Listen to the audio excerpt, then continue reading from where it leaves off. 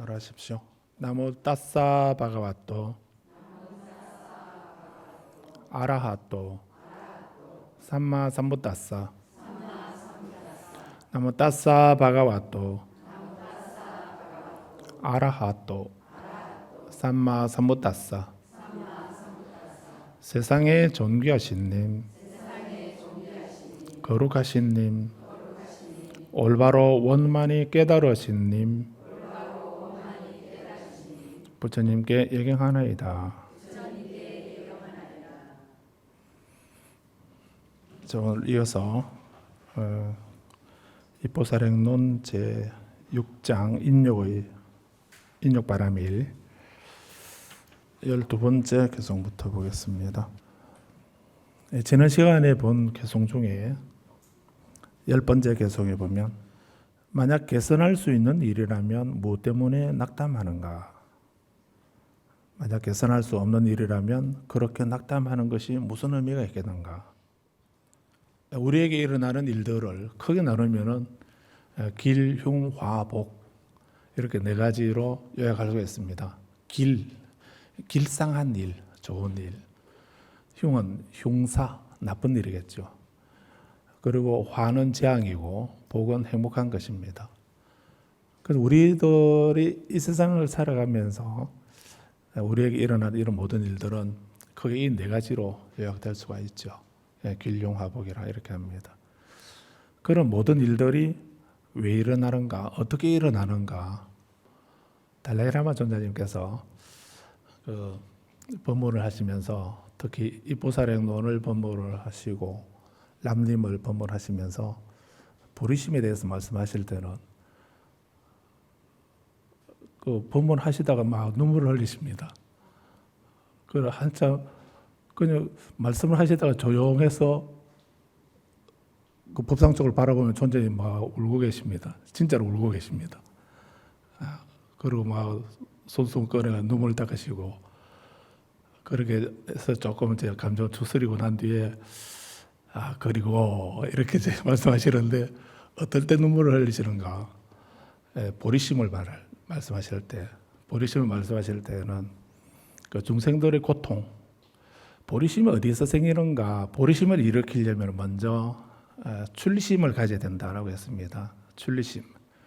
출리심이라고 하는 것은 우리가 생사윤회에서 받는 고통, 우리에게 일어난 이런 여러 가지 일들, 그 윤회의 고통을 철저하게 자각할 때, 윤회의 고통을 자각할 때 그 괴로움에서 벗어나야 되겠다. 이 윤회의 고통에서 이 고해라고 하지요.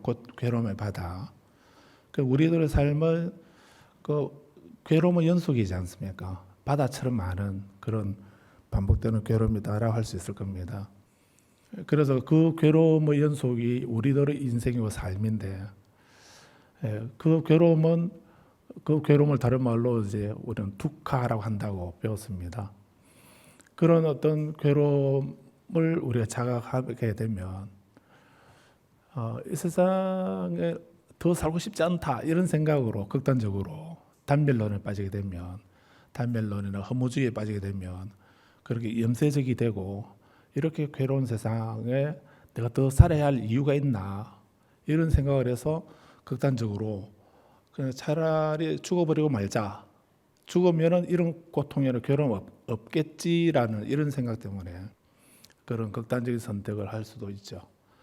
그런데 그거는 잘못 알고 있는 것입니다. 무지하다라고 이렇게도 할 수 있습니다. 그러면 이 고통을 그 육도 윤회의 고통이 비록 천상이 조금 즐거움이 있고 인간의 세상이 좀 살만하고 이렇게 하더라도 천상이나 지옥, 인간이나 축생이나 악귀나 지옥이나 아수라나 이런 육도의 어떤 곳에 살더라도 그 육도 윤회의 삶은 고통인 것입니다. 괴로움이다라고 부처님은 보신 겁니다. 그래서 부처님은 우리 람님을 공부할 때에 첫 번째가 하사도 수행이라고 이렇게 말을 하죠. 하사도 수행이라고 하고 두 번째는 중사도, 또 세 번째는 상사도, 상중하 이렇게 해서 아시겠지만 람림이라는 말이 이렇게 티베트 말인데 람이라 말은 그 길이라는 뜻입니다. 람 길 우리가 걸어 다니고 차가 다니고 걸어 다니는 길 그것을 티베트 말로 람이라 한 겁니다. 그리고 림이라고 하는 말은 RIM 해서 림이라고 이렇게 하게 되면 이거는 차례 순서라는 뜻입니다. 람림 하게 되면 길의 순서, 길의 단계 이런 의미가 되죠. 그래서 길의 순서 단계 이 말을 도차제라고 한문으로 번역하면 도차제 이렇게 길도자 도차제 이렇게 번역을 합니다. 그래서 이 도라고 하는 람이라는 말을 좀 더 뜻번역을 하게 되면 길은 길인데 우리에게 길은 어떤 길인가? 팔정도 이렇게 말씀하시듯이 길이라고 하는 것은 발리어를 막가라고 이렇게 말하는데 우리 뜻번역을 한다면은 깨달음으로 가는 길이다 해서 한문으로 보리도 이렇게 말하는 겁니다. 보리도라는 말이 깨달음의 길 이 말이고 그래서 깨달음으로 가는 길에 순서가 있고 차례가 있다. 이렇게 말하는 것이 람림이라는 말의 글자 의미입니다. 그래서 우리가 깨달음에 이르는 길에는 깨달음으로 가는 데는 순서가 있고 길이 있고 단계가 있다라고 이렇게 말씀하셨는데 이 말씀은 사실은 앙구타라 니까야에 부처님께서 이 말씀을 하고 계십니다. 깨달음은 단박에 깨달음을 얻는 것이 아니고 순서대로 단계별로 이루어진다라고 하는 이런 말씀을 하시고 그 말씀을 예를 들어서 우리가 바다에 가게 되면 바닷가에 부산의 해운대 해수욕장을 가거나 이렇게 바다에 가보게 되면 아니면 서쪽에 해수욕장이나 이런 데 바닷가를 가보게 되면 바닷물이 갑자기 깊어지는 것이 아니죠. 들어가면 서서히 점진적으로 이렇게 깊어집니다. 그래서 바닷물이 갑자기 깊어지는 것이 아니고 서서히 점진적으로 깊어지듯이 깨달음도 단박에 눈 뜨니까 안욕따라 삼약 삼보리가 이루어졌더라 이런 것이 아니고 깨달음은 아라한은 그냥 얻어지는 것이 아니고 수다원을 깨닫고 사다함을 깨닫고 아나함을 깨닫고 그리고 아라한과를 완성한다. 그렇게 깨달음은 점진적으로 깊어지는 것이다 라고 이렇게 말씀하는 것이 그 말이 있는 건 사실은 아닙니다. 일반적으로 볼 때 그렇게 깨달음은 점진적으로 깊어진다. 물론 근기 따라 다르기도 하겠죠. 그런데 아무튼 람님이라는 말은 거기서 나왔습니다. 그래서 이렇게 앙구타라 니까야에서 하시는 이 말씀이 부처님이 그래서 부처님은 이런 입장이셨기 때문에 부처님의 법문을 차제 법문이라 이렇게 말하는 것입니다. 부처님은 누구나 오게 되면 바로 깨달음을 얻는 열반을 성취하는 그 말씀을 해주시는 것이 아니고 처음 부처님을 친견하게 되면 부처님은 그 초심자에게는 그 사람에게 맞는 말씀을 하십니다. 보시를 하면 내 거다라고 이렇게 움켜쥐는 거하고 남에게 베풀어 주는 거하고 어느 쪽이 더 이익인가? 그래서 보시를 하면 어떤 이익이 있는가? 계를 지키게 되면 어떤 이익이 있는가? 어떻게 하면 천상에 태어날 수 있는가? 이런 얘기를 먼저 하시는 겁니다. 세상 사람들은 그게 제일 관심이 있죠. 내가 어떻게 하면 복이 되고 어떻게 하면 내가 맑고 청정한 삶을 살 수 있고 어떻게 하면 내가 천상에 태어날 수 있는가 하는 그런 쪽에 관심이 더 많지 않습니까? 그래서 그런 분들에게 그 수준에 맞는 말씀을 먼저 하시는 거예요. 그래서 이렇게 이 세 가지를 먼저 말씀하십니다. 이 세 가지 법문을 그 삼론이라 세 가지를 논하셨다 해서 삼론 이렇게도 얘기합니다. 그 시론, 보시에 대한 말씀, 계론, 계율에 대한 말씀, 윤리, 도덕에 대한 말씀, 생천론, 천상에 태어나는 방법에 대한 말씀 이런 의미로 삼론이라 이렇게 말씀을 하는 겁니다. 그렇게 해서 조금 신심이 깊어지면 조금 부처님 말씀을 알아들을 정도 마음이 열리게 되고 마음이 좀 유연해지게 되면, 그러면 이제 감각적 쾌락을 탐닉하는 것이 우리에게 얼마나 어떠한 해악이 있는가 하는 것을 말씀을 하십니다. 그리고 괴로움이라는 것이 무엇이고, 괴로움의 원인이 무엇이고, 괴로움의 소멸과 괴로움의 소멸에 이르는 방법에 대해서 말씀하시죠. 그것이 뭡니까? 사성제의 가르침이죠. 그리고 이 사성제의 가르침이 부처님 가르침의 가장 핵심이고, 달리 말씀드린다면 우리 합천 해인사에 모셔져 있는 팔만대장경은 이 사성제, 고진멸도 사성제를 풀어놓은 것이다. 사성제를 부연 설명하신 거다. 이렇게 이해하셔도 됩니다. 소성이든 대성이든 선이든 밀교든 다양한 가르침이 팔만대장경에 다 담겨져 있는데, 거기에 어떤 경전이고 어떤 가르침이라 하더라도 그 기본은 사성제입니다. 부처님 말씀하신 것은 이 사성제를 말씀하신 것이 부처님 가르침의 가장 핵심이에요. 거기서 12연계가 나오고, 거기서 육바라밀이 나오고, 거기서 37조도품이 나오고, 거기서 밀교가 나오고 선이 나오고, 이렇게 되어야 그게 불교인 겁니다. 사성제가 빠지게 되면 아무리 그 경전에다 금을 입히고 이렇게 해놨다 하더라도 그거는 불설이 아니라고 해야 됩니다. 그래서 이 사성제의 법문을 누구에게나 하신 것이 아니고, 그 법문을 알아들을 정도로 마음이 열리고 마음이 유연해졌을 때, 믿음이 깊어졌을 때 제가 자에게도 사성제를 설하셨다는 것입니다. 이런 부처님의 설법 방식을 우리는 차제 법문이라 이렇게 말하는 것입니다.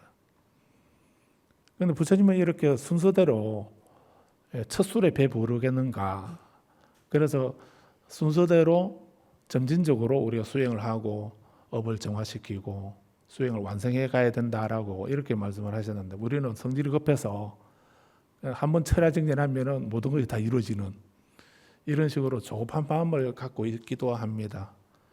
그렇게 조급해하지 말고, 그래서 어떤 분은 그런 선시를 보면 그런 말씀이 있습니다. 물이 언 것이 얼음이지요. 얼음을 주면서 이 얼음으로 세수를 하고 빨래를 하라 이렇게 시키게 되면 그 얼음으로 세수를 하거나 빨래를 할 수는 없지요. 그런데 그 얼음도 물인데, 물의 성분이 있는데 왜 못하냐 이렇게 우리는 생각할 수도 있겠지만, 근데 그 얼음을 가지고 세수를 하거나 빨래를 하라라고 이렇게 하게 되면 우리는 그 얼음이 녹기를 기다려야 되죠. 지혜로운 사람은 왜 나보고 얼음 주고 그러냐, 얼음을 주면서 세수를 하라 하냐 이렇게 불평하는 것이 아니고, 지혜로운 사람은 이 얼음이 녹으면은 물이 되고, 그 물로서는 세수도 할 수 있고 빨래도 할 수 있고 목욕도 할 수 있는 거다 하는 것을 알지요. 그런 것처럼 기다리는 것, 그 기다림을, 얼음이 녹기를 기다리는 것, 그게 불교에서는 수행이죠. 그래서 수행은 단박에 이루어지는 것이 아니고 점진적으로 서서히. 그런데 전생에 수행을 많이 한 사람은 단박에 이루어질 수도 있겠죠. 그런데 우리는 아마 보아하니 전생에 수행을 좀 덜 했을 것 같으니까, 그래서 우리는 조급하게 생각하지 말고 느긋하게, 또 이 느긋함이 게으름을 말하는 건 아닙니다. 점진적으로 한 단계 점진적으로 그 길을 걸어감으로써 그에 도달할 수 있다고 부처님은 말씀하신 겁니다. 그래서 차제 법문, 차제 설법 이렇게 말씀하는데, 이런 말씀을 티베트에서 티베트 사람들에게, 티베트 사람들도 처음에 되게 좀 조급했던 모양입니다. 그래서 이제 불교가 들어와 있긴 한데 티베트에도 그 밀교가 먼저 들어가죠. 처음에 산딸락시따라고 하는 위대한 논사가 중간 논사입니다. 중간학의 논사에서는 우리 입보살행론을 지으신 분하고 같은 계열입니다. 그래서 산딸락시따 논사가 티베트로 불법을 전하러 갑니다. 갔는데 티베트 사람들에게 그 불교를 바로 이해해 주어야 알아들을 사람이 아무도 없는 겁니다. 거기다가 토착 종교, 베엔교라고 하는 토착 종교의 세력이 너무 강해서 이 토착 종교 베엔교는 또 아주 배타적이고 그렇게 했기 때문에 산타락시타 존자가 그래서 생명의 위협을 받습니다. 그래서 이제 불교 포교를 못하고 지금 때가 아니다라고 생각하고는 인도로 다시 되돌아갑니다.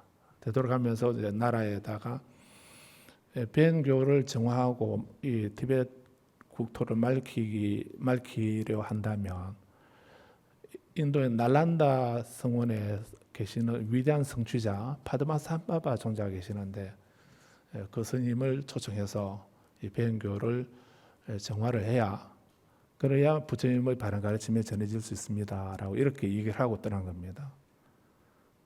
그래서 이제 파드마삼바바 존자를 초청을 하니까 파드마삼바바 존자는 당연히 법연이 있는 것을 아시고 티베트로 가시죠.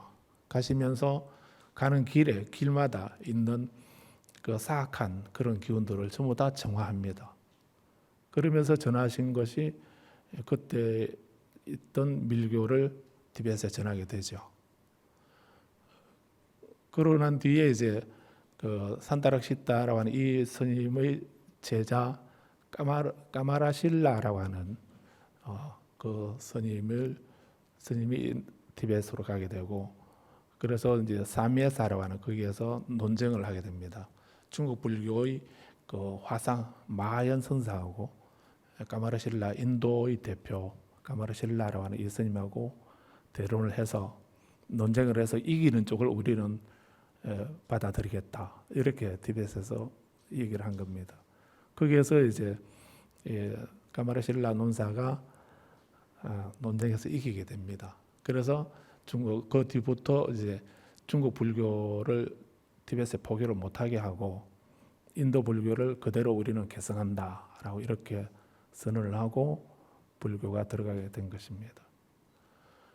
그렇게 해서 들어가게 되었는데 얼마간 부처님이 경전이 번역이 되고 스님들이 많이 생기게 되고 수행도 하고 이렇게 했는데 조금 한 100~200년 이렇게 지나고 나니까 다시 또 혼탁해지게 됩니다.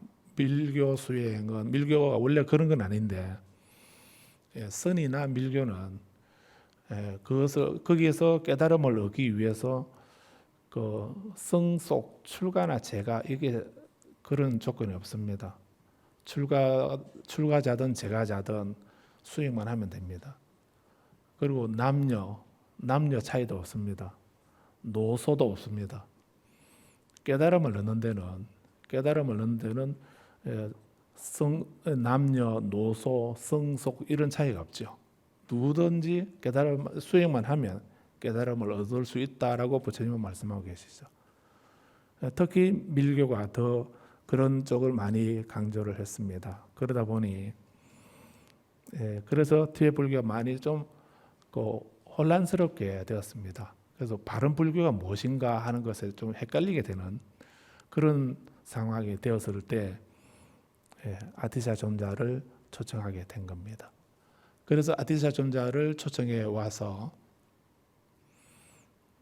우리들에게 우리 근기에 맞는 티베트 사람들의 근기에 맞는 우리 근기에 맞게 수행하고 공부할 수 있는 기억할 수 있는 새길 수 있는 그런 부처님 말씀을 전해 주십시오라고 이렇게 요청을 한 겁니다. 그래서 이제 그런 아마 그 티베트 사람들이 가지고 있는 아마 티베트 사람도 우리하고 거의 비슷하게 되게 조급하고 거칠고 막 이래 했던지 모르겠습니다. 아마 그러지 않으면은 그렇게 좀 강하지 않으면은 그 척박한 데서 어떻게 살아남겠습니까? 그냥 우유하고 부단해가지고는 저 티베트에서는 못 삽니다. 신장 탱화를 우리 봐도 우리나라에 있는 신장 탱화하고 티베트에 있는 신장 탱화하고는 비교가 안 됩니다.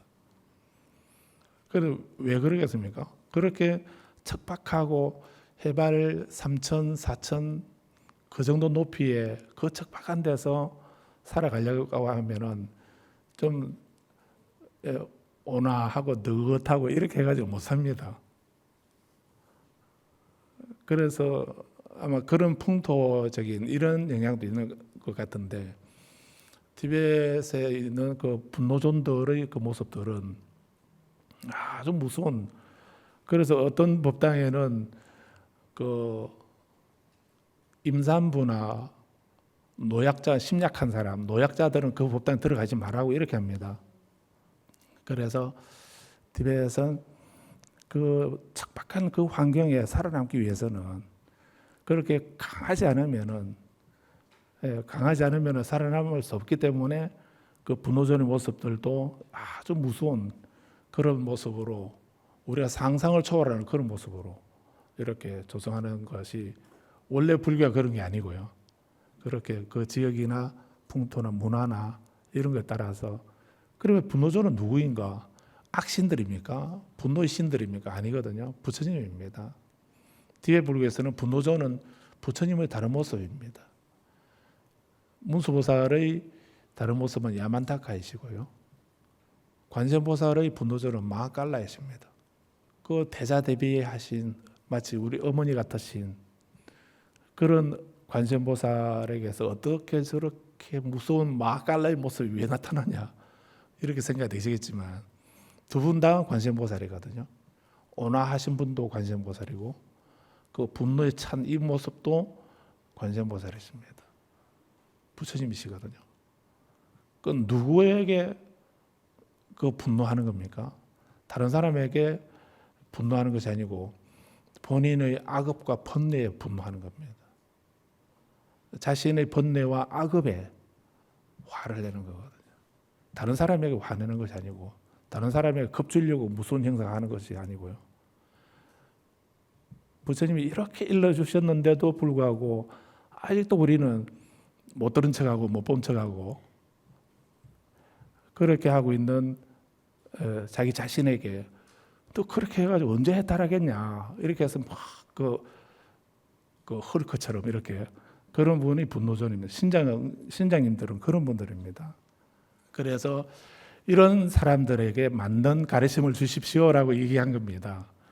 그래서 이제 아티샤 존자께서, 아티샤 존자는 날란다의 그 성원장이었습니다. 날란다 대학이라면 총장이었죠. 그러시기 때문에 대성취자이시고 공부를 다 하신 그런 위대한 스승이었습니다. 그래서 이제 부처님 말씀을 근거로 해서 보리도 등론이라고 하는, 보리도 람님이죠. 보리도 등불 등자입니다. 보리도 등론이라고 하는 이 짤막한 글을 지어줍니다. 그게 그 보리도 등론이라는 그 논서에 처음으로 아티샤 존자께서 람님이라는 말을 쓰십니다.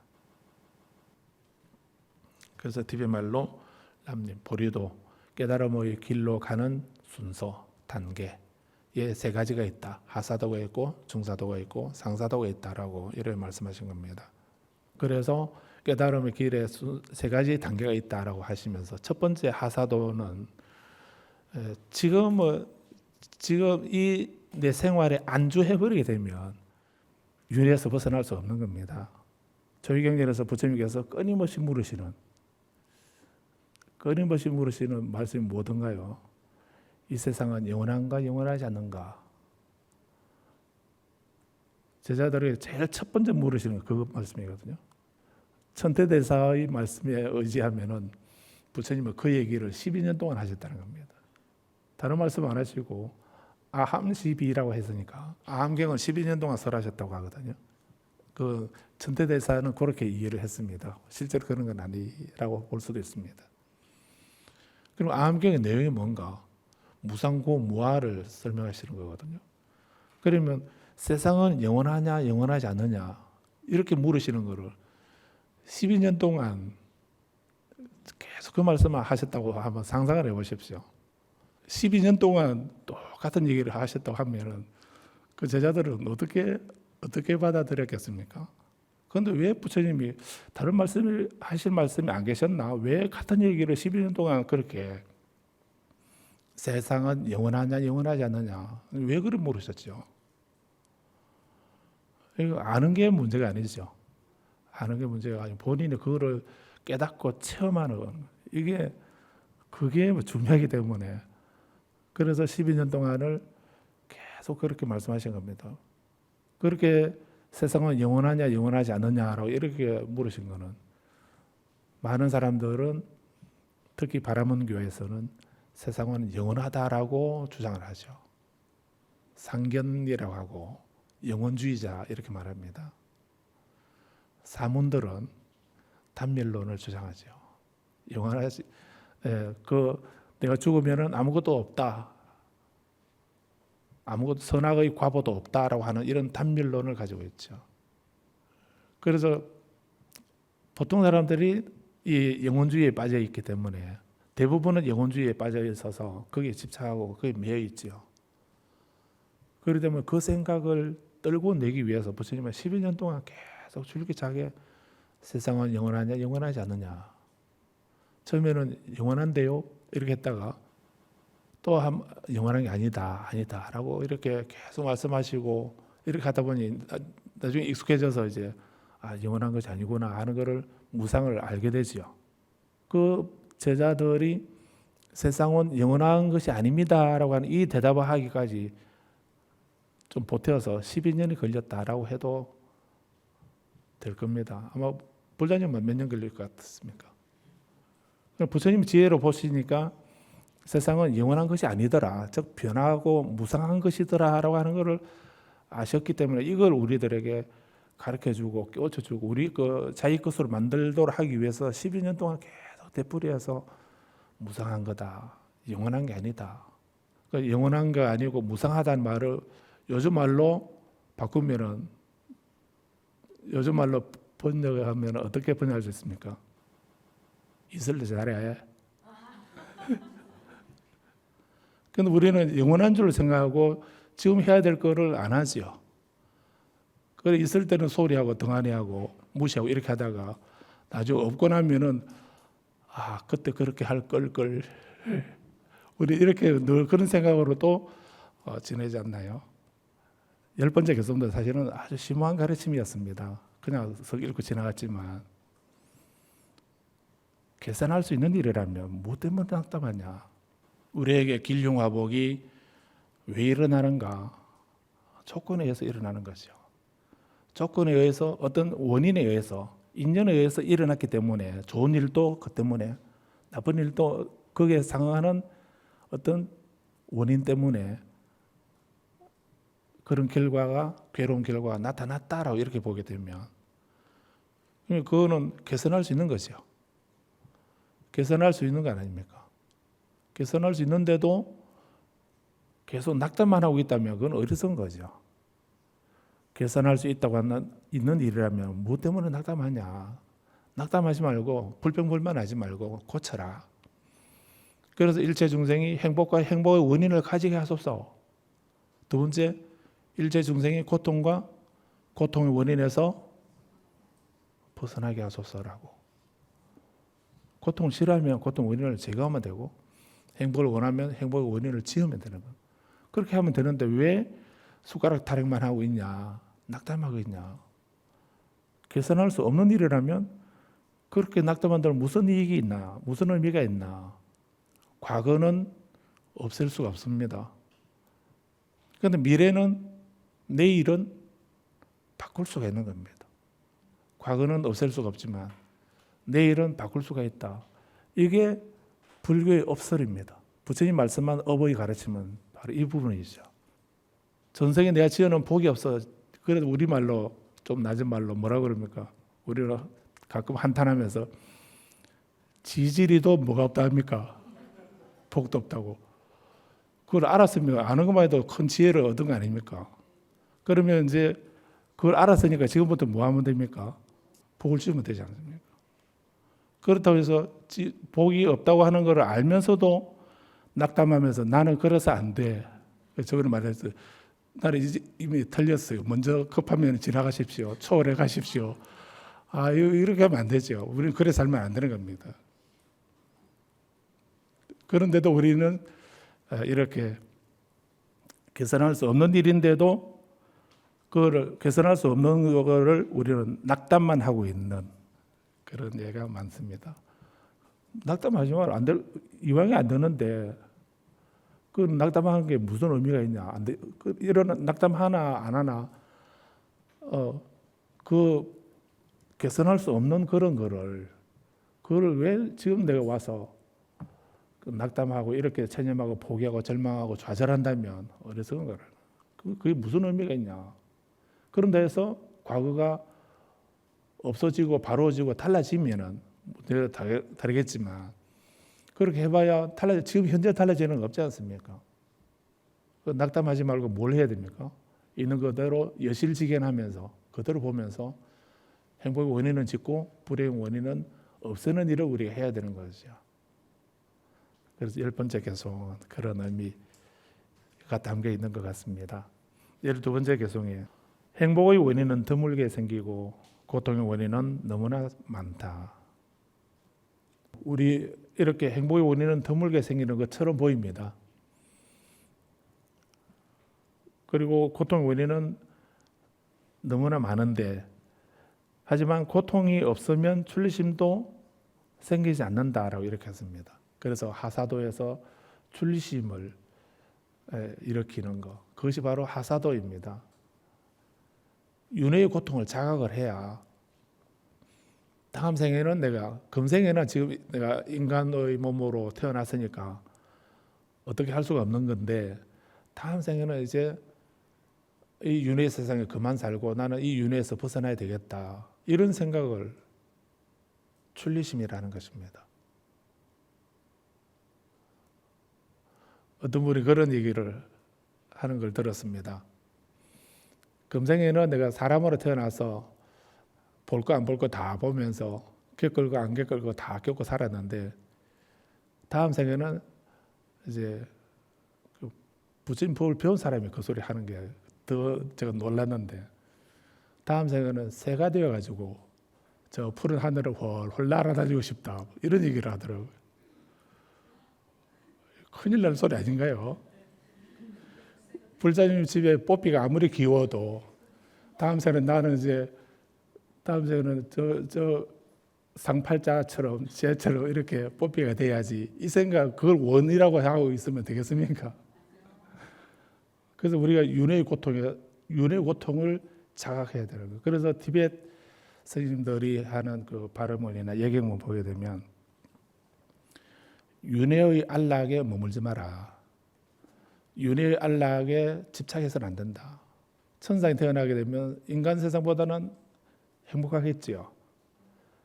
또 사람으로 태어나게 되면 축생이나 아귀보다는 사람으로 태어나게 되면 그래도 더 좋은 일이 더 많지 않겠나 이래 생각할 수도 있죠.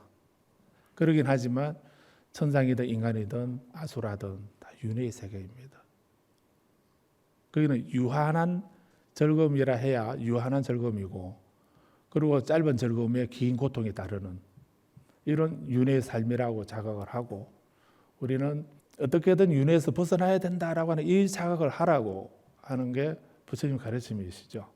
부처님이 생천을 말씀하셨지만 그 생천으로 끝났다고 한다면 아마 이 말씀이 가능할지도 모릅니다. 그런데 부처님은 그렇게 세 가지를 말씀해서 그분의 신심이 깊어지게 되면 다시 그분에게 이 감각적 쾌락의 그 욕망을 추구하는 것이 어떤 해악이 있는가를 가르쳐 주시고 그리고 윤회에서 벗어나는 그 사성제를 말씀하셨다는 게 그러기 때문에 부처님이 다른 종교 지도자들하고 다른 이유가 바로 거기 있는 것입니다. 그래서 불교는 좀 나은 세상에 태어나라 이걸 위해서 말씀하신 게 아니죠. 그래서 저리 가서 그 법문만 들었다면 내 근기가 그 정도니까 거기 맞는 법문 해주셨구나 이렇게 생각하셔야 되고요. 그래서 우리들의 궁극적인 목적은 뭡니까? 궁극적인 목적은 출가자나 제가자나 우리들의 수행의 궁극적인 목적은 니르바나 열반을 성취하는 것이다라고 부처님은 말씀하십니다. 멸성제 즉 열반을 성취하는 것이 우리들 궁극적인 목적입니다. 표현은 좀 달라지지만 초기경전에서는 궁극적인 목적이 열반이 됩니다. 열반이라고 부처님이 말씀하시는데 대성경전에서는 조금 바뀌어서 표현을 달리 바꾸어서 성불로 이렇게 바꾼다고 말씀드렸습니다. 그런데 내용은 뭐 같다라고 이렇게 이해하셔도 됩니다. 그런데 열반을 성취하신 분이 부처님이시니까 어쨌든 우리는 우리의 궁극적 목적이 성불하는 것이고 열반을 성취하는 것이어야 된다는 이런 얘기죠. 그래서 그렇게 열반을 성취하기 위해서는 먼저 출離心이 생겨야 된다는 것입니다. 출離心은 어디서 생겨나는가? 지금보다는 좀 나은 세상, 지금보다는 지금에 머물지 아니하고 지금보다는 좀 나은 세상에 나은 삶을 살고 싶다라고 생각하는 것, 그것이 하사도 수행입니다. 그냥 되는 대로 복대로 이렇게 살다가 가지 뭐 이렇게 하게 되면 그거는 수행의 마음이 아니고 내 생활을 내 삶을 변화시키자, 바꾸자, 이렇게 살아서는 안 되겠다. 지금보다 나은 삶을 살아야 되겠다. 이런 마음을 갖는 것을 하사도 수행이라 이렇게 말하는 겁니다. 그리고 이제 중사도 수행은 해탈을 얻는 것입니다. 열반을 성취하는 거, 해탈을 얻는 거, 윤회에서 벗어나는 그런 해탈을 얻는 것이 바로 중사도 수행이다라고 한다면 상사도 수행은 해탈을 얻어서 다시 어머니였던 일체 중생을 이롭게 하는 그런 이타의 삶을 살자 하는 것이 상사도 수행입니다. 그렇게 상사도, 중사도, 하사도를 그렇게 만들었는데, 근데 우리가 윤회에서 벗어나고 또 이타행을 한다 하더라도 이타행을 하고자 할 때 그 이타행은 누가 할 수 있는가? 자기 문제가 해결된 사람입니다. 중사도 수행이 된 사람이 이타행은 남을 이롭게 할 수가 있습니다. 자기 문제도 해결이 안 된 사람을, 그런 사람이 다른 사람을 이롭게 할 수 있는가? 자기 마음이 기쁘지 않는 사람이 다른 사람을 기쁘게 해줄 수 있습니까? 자기가 불만에 가득 차 있는 사람이 다른 사람을 만족해 하고 이익을 얻도록 이렇게 해줄 수 있는 여유가 있는가? 그러지 않거든요. 그 이타행이 좋긴 한데 그 이타행을 누가 할 수 있는가? 중사도를 한 사람이 가능하더라고. 그 나는 자리는 힘드니까 안 하고 나 이타만 하겠다. 이렇게 한다면 그게 이타가 온전한 이타가 되는 거 안 된다는 얘기입니다. 부처님이 법을 설하신 것도 부처님이 35살에 성불하실 때 그 이전에 왜 법을 안 설하셨죠? 그 이전에 왜 법을 안 설하셨겠습니까? 부처님이시라며? 부처님 문제가 자기 문제 해결이 안 됐거든요. 어떻게 하면 늙지 않고 병들지 않고 죽지 않는 길을 얻을 수 있을까? 그 때문에 출가하셨지 않습니까? 이 문제가 해결이 안 됐기 때문에 다른 사람이 다 죽어가는 모습 보기도 하고 이렇게 했지만 그게 부처님의 문제가 내 문제가 아니죠. 내 문제도 아닌데 내 문제도 해결이 안 되는데 내가 다른 사람을 늙지 않고 병들지 않고 죽지 않는 길을 내가 어떻게 가르쳐 주겠나. 눈에 들어오지도 않지만은 해줄 수 있는 그 자량도 없지요. 그런데 그 자기만의 문제, 나의 늙고 병들고 죽는 문제, 이 문제 이거를 해결하기 위해서 다 버리고 떠나지 않습니까? 버리고 떠나서 수행을 하고 고행을 하시고 그리고 깨달음을 얻고 난 뒤에 보니까 사실은 비로소 자기 문제가 해결되고 나니까 중생들의 고가 눈에 들어오기 시작하죠. 그래서 법을 설하신 거죠. 그래서 온전한 이타행은 자리가 완성되었을 때, 하사도가 완성되었을 때 충사도가 가능하고 충사도가 완성되었을 때 상사도 육바라밀 상사도가 가능한 것입니다. 그래서 우리가 고통의 원인이 너무나 많다고 했는데 근데 고통이 없으면 출離心도 생기지 않는다. 이 산티바 보살의 지혜입니다. 우리가 고통이 많다고 하는 것을 늘 불평불만만 해가지고는 우리는 개선할 수 없는 일 가지고 계속 낙담하기도 하고 이렇게 낙담하고 저렇게 낙담하고 좌절하고 절망하고 포기하고 그래서 허무주의에 빠지고 염세에 빠지고 이렇게 우리는 이 짧은 한 생을 그래 살다 가버리 되면 다음 생에는 어떻게 할 것인가 라고 이런 말씀하지요. 그래서 우리에게 우리의 삶이 고의 연속이라 하더라도 이 고를 그거를 불평불만만 하게 되면 그냥 늘 한탄만 하다가 생을 마치겠지만 이거를 전환시켜 보게 되면 이 고통을 전환시키게 되면 한 생각 돌리게 되면 거기서 윤회에서 벗어나게 되는 첫 단초가 생겨난다는 것입니다. 그래서 출리심은 거기서 생기는 겁니다. 좀 더 넓은 평수에서 좀 더 맛있는 좀 더 안락한 잠자리에서 잠을 자고 싶다. 이런 생각 가지고서는 자기 삶을 못 바꾸죠. 저런 고통을 느끼는 사람만이 그 고통에서 벗어나야 되겠다 하는 이 열망이 비로소 생겨나는 것입니다. 그래서 지금 나에게 고통이 있는 거를 한탄하지 말고 원망하지 말고 그거를 수행으로 전환시켜야 됩니다. 그것이 바로 출리심입니다. 따라해 보시기 바랍니다. 부처님 가르침대로 실천하는 수행으로 존귀하신 부처님께 예경하나이다. 부처님 가르침대로 실천하는 수행으로 고귀한 담마에 예경하나이다. 부처님 가르침대로 실천하는 수행으로 수승한 상가에 예경하나이다. 부처님 가르침이 오랫동안 머물기를 기원하나이다.